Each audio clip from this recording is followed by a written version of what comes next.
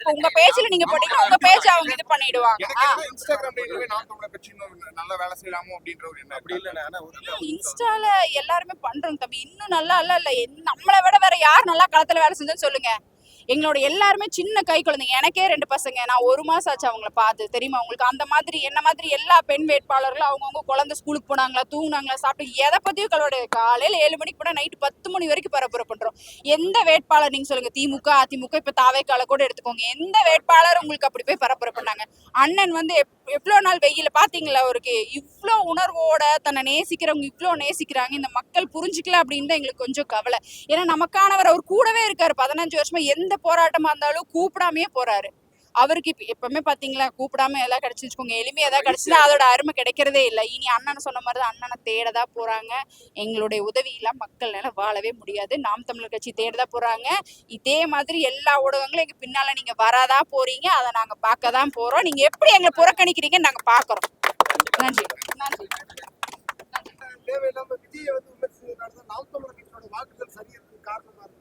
அப்படியெல்லாம் கிடையாதுங்க தம்பி. நாங்க எல்லாத்தையுமே விமர்சிக்கதான் செய்வோம். தமிழ்நாட்டுக்கு எது நல்லதோ, தமிழ்நாட்டுக்கும் தமிழ் மக்களுக்கும் எது நல்லதோ, எந்த ஆட்சியாளர்கள் அதை செய்யறாங்களோ அவங்கள நாங்க விமர்சிக்க மாட்டோம். இவர்கள் மாற்றுன்னு சொன்னாரு. அதிமுக, திமுக, அதே மாதிரிதான் தாவேக. அவங்கள இருந்து இவர் எந்த விதத்துல மாடுபட்டு இருக்காரு சொல்லுங்க?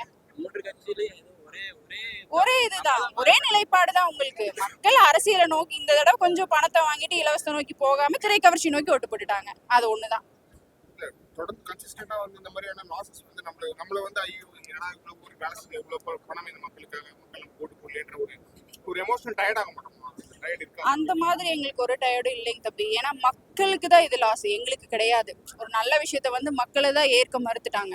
எங்களுக்கு அது லாஸே கிடையாது. திரும்ப திரும்ப எத்தனைதான் அடிச்சாலும் அண்ணன் சொல்ற மாதிரி தான், அந்த உளியில வலி தாங்குற மாதிரி தான் நாங்க திருப்பி திருப்பி எங்களை என்னதான் அடிச்சாலும் மக்களுக்காக களத்துல கண்டிப்பா நிற்போம். நாம் தமிழர் கட்சியும் அண்ணன் செந்தமிழன் சீமானவர்களும் எங்கள் கட்சி உறவுகளும் தொடர்ந்து நீங்க என்னதான் எங்களை அடிச்சாலும் நாங்க எழுந்துதான் நிற்போம். அதை நீங்க பாக்குறீங்க இவ்வளவு நாளா. இப்ப பாத்திருப்பீங்க எல்லாரும் எவ்வளவு உற்சாகமா இருக்கோங்க. நாங்க தேர்தல் அரசியல் எங்களுக்கு தேவையே இல்லை. அண்ணன் சொன்ன மாதிரி எங்களோட வாழ்க்கைக்காக தான் நாங்க வந்தவர்கள். கண்டிப்பா எங்க தமிழ்நாட்டு மக்களுக்கு அந்த வாழ்க்கையும் நல்ல வாழ்வாதாரத்தையும் அவங்களுக்கு கொடுப்போங்கிற நம்பிக்கை எங்களுக்கு இருக்கு. அந்த உறுதியும் நம்பிக்கையும் எங்ககிட்ட இருக்கிற வரைக்கும் உங்களால எங்களை வீழ்த்தவே முடியாது.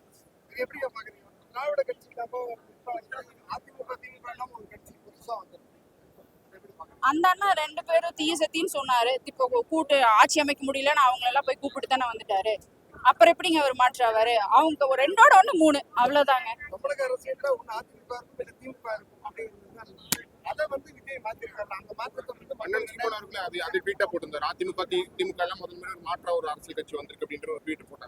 மாற்று நல்லதாங்க தம்பி. நாங்க நல்ல விதமா தான் பாக்குறோம். அண்ணன் சொன்ன வாக்குறுதிகளையும் மக்களுக்கான நல்ல நலத்திட்டங்களையும் செஞ்சாருன்னா சந்தோஷம் தான். யாரு வந்து எதுக்கு உங்களுக்கு மக்களுக்கான நலப்பணிகளை செய்யறது தானே. அடிப்படை சேஞ்ச் வரல. நீங்க நாம் தமிழர் கட்சி கொடுக்க வேண்டிய அடிப்படை மாற்றம் சொல்றாங்க, அரசியல் மாற்றம். அந்த அரசியல் மாற்றமே அவர் பண்றது கண்டினியூ பண்றாரு. அவர் சொல்றாரு அது ஓட்டு போட்டு இப்பதான் ஜெயிக்க வச்சிருக்கீங்க, இப்பதானே வாய்ப்பு கொடுத்திருக்கீங்க, இப்பதான் வந்திருக்காரு. அவருக்கு அதை புரிதல் ஏற்படுறதுக்கே இன்னும் கொஞ்சம் காலம் எடுக்கும். ஏன்னா அரசியல்னா என்னன்னு அவங்களுக்கு இன்னும் தெரியாது. ஏன்னா கேண்டிடேட்டுக்கே தெரியல. ஐயோ நாங்க ஜெயிச்சிட்டோமா அப்படிங்கிறாங்க. எந்த கேண்டிடேட்டுக்கு ஓட்டு போட்டோங்கிறது மக்களுக்கும் தெரியல. அவர் சொன்ன ஒரே விஷயம் 234 தொகுதியில விஜய் விசில். அதுக்காக மக்கள் போய் ஓட்டு போட்டுட்டாங்க. அந்த திரைக்கவர்ச்சி மட்டுமே. நிறைய குற்றப்பின்னணி இருக்கு. இப்ப வந்திருப்பீங்க எல்லாம் படிச்சவங்க. அவங்க சொன்ன படிப்பொண்ணு, அந்த அஃபிடபிட்ல இருக்கிற படிப்பொண்ணு, ஏகப்பட்ட குளறுபடிகள் இருக்கு. மக்கள் எல்லாத்தையும் இதை புரிஞ்சுக்குவாங்க. நம்ம வந்து தப்பு பண்ணிட்டோம்னு யோசிக்கிற காலம் இன்னும் கூடிய விரைவில் வந்துடும். போய் சீக்கிரமா போயிடும். இன்னும் கொஞ்சம் முளத்தா வரும். நீங்க ரிசல்ட் பார்க்க முடியும் போது உங்களுக்கு என்ன எமோஷனலா என்ன தோணுச்சு? ரிசல்ட் முடியும் கொஞ்சம் வருத்தமா தான் இருந்ததுங்க. ஏன்னா வந்து மற்ற கட்சிகள் விட நாம் தமிழர் கட்சியில் 234 தொகுதியிலும் நாங்க வந்து காலையில 7 மணில இருந்து இரவு 10 மணி வரைக்கும் பிள்ளைகளெல்லாம் விட்டுட்டு வேலைகளெல்லாம் விட்டுட்டு அவ்வளோ உழைப்பு நாங்க வந்து களத்துல கொட்டியிருக்கோம். இந்த மக்களுக்கு ஒரு புரிதல் இல்லையே அப்படிங்கிறத எங்களுக்கு கொஞ்சம் வருத்தம். இந்த திரைக்கவர்ச்சி பின்னால போகாதீங்க நாங்க பல தடவை சொல்லிட்டோம். ஆனாலும் அவங்க போயிட்டாங்க. அந்த அண்ணன் வந்து என்ன நல்ல திட்டங்கள் சொல்லியிருக்காரு சொல்லுங்க? அதே 2000 1000 2000 2500 அப்படின்ட்டாரு. மக்களுக்கு தேவையான எந்த ஒரு அடிப்படை பிரச்சனையும் தீர்ப்பேன்னு அவர் வாக்குறுதி கொடுக்கலையே. 6 சிலிண்டர் இலவசம், தாய்மாமன் சீரு, அதைத்தான் சொல்லியிருக்காரு. நம்மளோட பிரச்சனைகள் ஏகப்பட்ட பிரச்சனைகள் இருக்கு. மக்களுக்கு நாங்க எடுத்துரைக்கிறோம். மாற்றம் நாங்க தான் சொல்லி கொடுத்தோம் மக்களுக்கு. இந்த 2 கட்சியை தவிர்த்து நம்மளுக்கு தமிழ்நாட்டுக்கு ஒரு மாற்றம் வேணும்னு சொல்லிட்டே இருந்தோம். நாங்க இது பண்ணாத விதைச்சதை அவங்க அறுவடை பண்ணிட்டு போயிட்டாங்க. அவ்வளவுதான். மற்றபடி என்ன உங்களுக்கு அவரோட கொள்கை என்ன கோட்பாடுன்னு சொல்லுங்க. துண்டுல இருந்து கொள்கையில இருந்து எல்லாமே காப்பி தான், காப்பி கேட். அவருக்குன்னு ஒரு தனித்துவம்னு சொல்லுங்க. நீங்க தாவேகாக்குன்னு ஒரு தனித்துவத்தை சொல்லுங்க. நாம் தமிழர் கட்சிக்கு நாங்க நிறைய சொல்லுவோம். அவருக்கு ஒரு விஷயத்த தனித்துவம், இந்த கட்சி இந்த மாறுபட்டு இதுல தனித்துவமா இருக்குன்னு நீங்க ஏதாவது சொல்ல முடியுமா உங்களால? எதுவும் சொல்றதுக்கு இல்ல. அதுல இருந்து கொஞ்சம் விட்டு எடுத்து இதை ஒரு இதா உருவாக்கிட்டாரு. அவருக்கு இருக்கிற ஒரு நடிகர் அப்படிங்கிற ஒரு திரை கவர்ச்சி மட்டும்தான். ஏன்னா தமிழ்நாட்டுல அவர் தெரியாதவங்க யாருமே இருக்க மாட்டாங்க. அதை நம்பி மக்கள் எல்லாம் வாக்கு செலுத்தியிருக்காங்க. இது எங்களுடைய வீழ்ச்சி கிடையாது, கண்டிப்பா மக்களுடைய வீழ்ச்சி தான். கூடிய விரைவில் எங்களை தேடுவாங்க. அண்ணன் சொன்ன மாதிரிதான், அண்ணனை தேடுறாங்களா இல்லையா நீங்க பார்க்கதான் போறீங்க. ஊடகங்கள் தயவு செஞ்சு காமிங்க, காமிச்சு நல்ல விஷயத்தையும் கொஞ்சம் சொல்லுங்க மக்களுக்கு, சரிங்களா? ரீல்ஸ் மட்டும் எடுத்து போடாதீங்க. ஃபர்ஸ்ட் அந்த ரீல்ஸ் ரீல்ஸ்ல தான் கவர்ச்சியே இருக்கு இப்போதைக்கு. என்னங்க அண்ணன் சொன்ன மாதிரி இவங்க கூட பிறந்துட்டுமே எல்லாரும் எங்க பெரியமா சித்தப்பா பெரியப்பா அவங்களோட அறியாமை அது. இந்த திரைக்கவர்ச்சி நம்பி ஓட்டு போட்டுட்டாங்க. எனக்கு பிடிக்கும், ஏன் ஓட்டு போட்டீங்க பெரியமா அப்படிங்கிட்ட, அவர் நல்லா ஆடுறாரு ஓட்டு போட்டேன், அவர் நல்லா பாடுறாரு ஓட்டு போட்டேன், எங்க போயிட்டு என் பேத்தி சொன்னா நான் ஓட்டு போட்டேன். இதைத்தான் சொல்றாங்க அவங்க. அப்போ அவங்களோட அறியாமையோட சிரிப்பு தான் வருது உங்களுக்கு. அவங்களுக்கு என்ன தேவைங்கிறது என்னமே தெரியலீங்களே. ஏன் அப்படின்னா இந்த தேர்தல் காலத்துல டிவி திறந்தாலும் சரி, போனை திறந்தா இன்ஸ்டா ஃபேஸ்புக் எல்லாமே விஜயண்ணா தான். அவர் வர்றாரு, அங்க போறாரு, இங்க உட்கார்றாரு, அதை சாப்பிடுறாரு, இதை சாப்பிடுறாரு அப்படின்னு அதவே காமிச்சிட்டே இருந்தீங்கன்னா அப்புறம் எப்படி மக்களுக்கு வந்து யோசிக்கிறது வரும் சொல்லுங்க? எப்பவுமே திரைக்கவர்ச்சியில மக்களை வச்சிருக்கணும், யோசிக்கிறதுக்கே அவங்கள விடக்கூடாது. யோசிக்க விட்டு அவங்க பெரிய ஆள் ஆயிருவாங்க, நம்மள வீழ்ந்துருவோம். அதுதான் இந்த கார்பரேட்டோட இந்த ஊடகவியலாளர். உங்களுக்கு தேவை டிஆர்பி, அவ்வளவுதானே? அதுக்காக யாரை காமிச்சா டிஆர்பி அதிகமா வருமோ அவங்கள மட்டும் தான் காமிக்கிறீங்க. நாம் தமிழர் கட்சியில ஏதாவது ஒரு தப்பு நடந்தா உடனே அதை மட்டும் காமிக்கிறீங்க. நல்ல விஷயத்துல ஏன் காமிக்க மாட்டேங்கிறீங்க? எப்பதான் காமிப்பீங்க? கெட்ட விஷயத்த மட்டுமே மக்களுக்கு சொன்னா கெட்டது வழியில தான் போவாங்க. நல்ல விஷயத்தையும் அப்பப்ப கொஞ்சம் சொல்லுங்க. கிராமப்புறங்கள்ல ஏன் நாம் தமிழர் கட்சி வந்து கட்டமைப்பு சரி வர இல்லை? நிர்வாகிகள் இருந்தாலும் ஏன் செயல்படுறதில்லை, எதுவுமே பண்றதில்லை? தம்பி என்னன்னா அங்க இருக்கிற மக்களுக்கு இப்ப நாங்க போன பக்கம் பாத்தீங்கன்னா அந்த தாத்தா பாட்டி எல்லாமே வந்து நான் 60 வருஷமா திமுகவுக்கு தான் ஓட்டு போட்டேன், அதிமுகவுக்கு தான் ஓட்டு போட்டேன். கிராமப்புறங்கள்ல நான் வயதானவர்களை கேட்டா அவங்க அதுதான் சொல்றாங்க. ஏன்னா 60 வருஷமா அவங்களுக்கு அந்த 2 கட்சியை தவிர்த்து வேற மாற்று கட்சியே கிடையாது. இன்னொன்னு என்னன்னா எல்லா பகுதியிலும் நம்ம போக முடியாது, சரிங்களா? தொகுதி ஃபுல்லா அண்ணன் வந்தாலும் இத்தனை மக்களை போய் 1 to 1 சந்திக்க முடியாது. இப்ப எல்லாரும் எதை பார்த்து உங்களுக்கு ஓட்டு போட்டாங்க? போனு. உள்ளங்கையில் உலகம்ங்கிற அதை வச்சுதான் வீட்டுல கதவு சத்துல யாரை பார்த்தாலும் போன் வச்சிருக்காங்க. அந்த போன்ல தான் வருது. நம்ம ஏதாவது ஒரு நல்ல விஷயத்த போட்டு உடனே ஃபேஸ்புக்கை வந்து முடக்கிடுவாங்க. அப்புறம் எப்படி தெரியும் சொல்லுங்க? எந்த வழியில தான் நாங்க போய் மக்களை சந்திக்கிறது? ஒரு பக்கம் அது இருந்தாலும் மக்களுக்கு யாராவது செஞ்சாதானே இருக்கிறவங்க ஏங்க அப்படி எல்லாம் வாங்கறத தவிர அதுக்கு அடுத்த ஸ்டெப் எடுக்கல, எலெக்ஷன் போட்டி கேட்க வரதில்ல, அந்த மாதிரி தான் இருக்கு. அப்படியெல்லாம் இல்லைங்க தம்பி. தொகுதி பெருசு, 1 to 1 உங்க மொத்த ஜனத்தொகை எவ்வளோன்னு பாக்குறீங்க.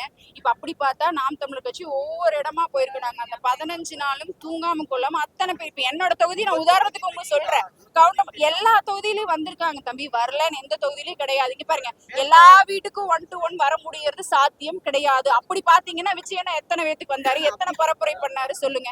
அப்படி கேட்கலக்கா, நான் சொல்றது வந்து போஸ்டிங் வாங்கிறாங்க, எலெக்ஷன் டைம்ல ஓட்டு கேட்க போறது இல்ல. அந்த மாதிரி எந்த கட்சி இருந்து போறது இல்லைன்னு சொல்றீங்க? நாம் தமிழர், நானே நாம் தமிழர் தான். போலோ புள்ளியில எங்க ஊர்ல ஓட்டு கேட்க வாங்கினா பெருசா யாரும் கண்டுக்கல.